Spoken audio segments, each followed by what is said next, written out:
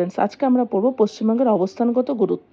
আচ্ছা, কি বলছে? জাতীয় আন্তর্জাতিক ক্ষেত্রে পশ্চিমবঙ্গের অবস্থানগত গুরুত্ব অপরিসীম। অপরিসীম বলতে এখানে বোঝাচ্ছে যে খুব ভীষণই গুরুত্বপূর্ণ, কারণ তার একদিকে রয়েছে বাংলাদেশ, ওপরে নেপাল, ভুটান, যে পশ্চিমবঙ্গ একটি অনেকগুলি দেশের সঙ্গে একটা আন্তর্জাতিক সীমানা, তার সঙ্গে রয়েছে বঙ্গোপসাগর। ঠিক আছে, যার জন্য বলছে জাতীয় ক্ষেত্রে এবং আন্তর্জাতিক ক্ষেত্রে দুদিক থেকে পশ্চিমবঙ্গের অবস্থানগত গুরুত্ব প্রচুর গুরুত্বপূর্ণ। কি কি? একটা হচ্ছে প্রাকৃতিক গুরুত্ব, যেহেতু এর মধ্যে থেকে এর আগে পড়েছিলাম আমরা 4টি জেলার মধ্য দিয়ে কর্কটক্রান্তি রেখা গেছে, তাই এখানে উষ্ণ আর্দ্র ক্রান্তীয় জলবায়ু বিরাজ করে। তাছাড়া পশ্চিমাংশে অভ্যন্তরীণ অবস্থানের জন্য উষ্ণ শুষ্ক মরু জলবায়ু, পশ্চিমাংশে অভ্যন্তরে এই জায়গাটা উষ্ণ শুষ্ক মরু জলবায়ু, বলছে উষ্ণ শুষ্ক জলবায়ু এখানে বিরাজ করে।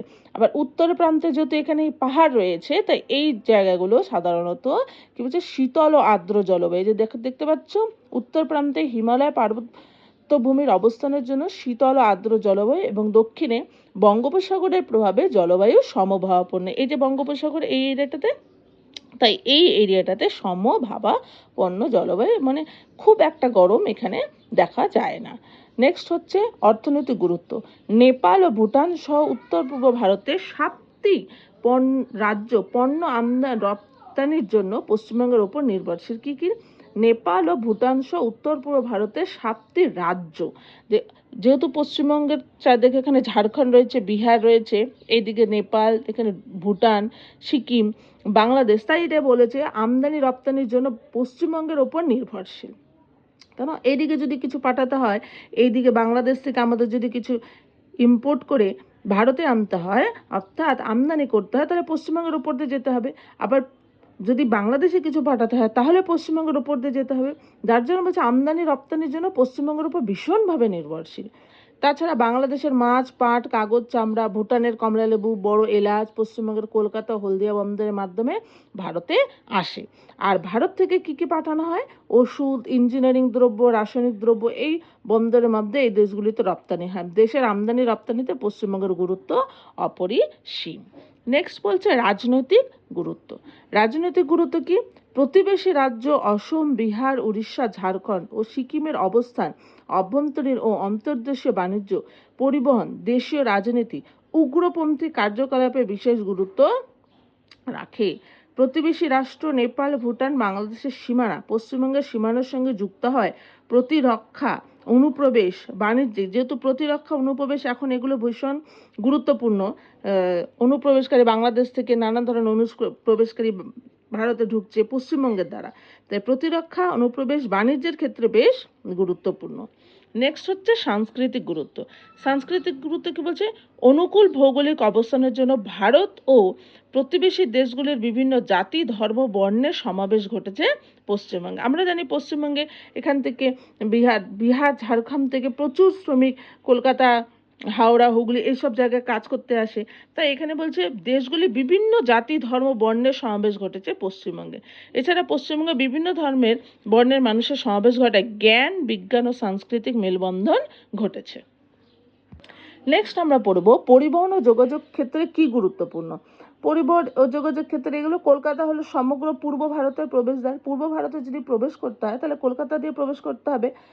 আর বক্সা দুয়ার হলো ভুটানের প্রবেশদ্বার, এবং শিলিগুড়ি হলো উত্তর পূর্ব ভারতের প্রবেশদ্বার। এখানে কি কি জাতীয় সড়ক আছে? ন্যাশনাল হাইওয়ে, NH মানে হচ্ছে ন্যাশনাল হাইওয়ে, জাতীয় সড়ক 2, 6, 31, 34, 41, 60 এবং জাতীয় সড়ক কলকাতা হলদিয়া বন্দর।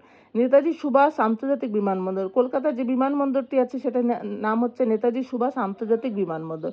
এছাড়া পূর্ব, উত্তর পূর্ব, দক্ষিণ পূর্ব রেলপথের মাধ্যমে সহজেই অন্তর্দেশীয় আন্তর্জাতিক পরিবহন ও যোগাযোগ ব্যবস্থা সম্পন্ন হয়েছে। তাহলে প্রথমে আমরা কি দেখলাম? প্রবেশদ্বার। কি কি প্রবেশদ্বার? একটা হলো কলকাতা হলো সমগ্র পূর্ব ভারতের প্রবেশদ্বার, বক্সা দুয়ার হলো ভুটানের প্রবেশদ্বার, আর শিলিগুড়ি হলো উত্তর ভারতের প্রবেশদ্বার। তা 3টি প্রবেশদ্বার দেখলাম।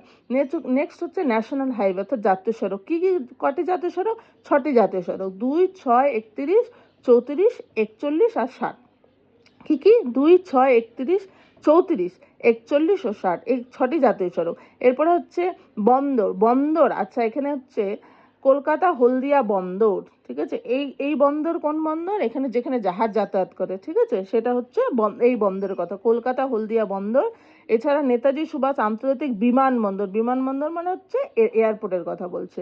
নেক্সট হচ্ছে পূর্ব, উত্তর পূর্ব, দক্ষিণ পূর্ব রেলপথের মাধ্যমে সহজে অন্তর্দেশীয় আন্তর্জাতিক পরিবহন যোগাযোগ ব্যবস্থা সম্পন্ন হয়েছে।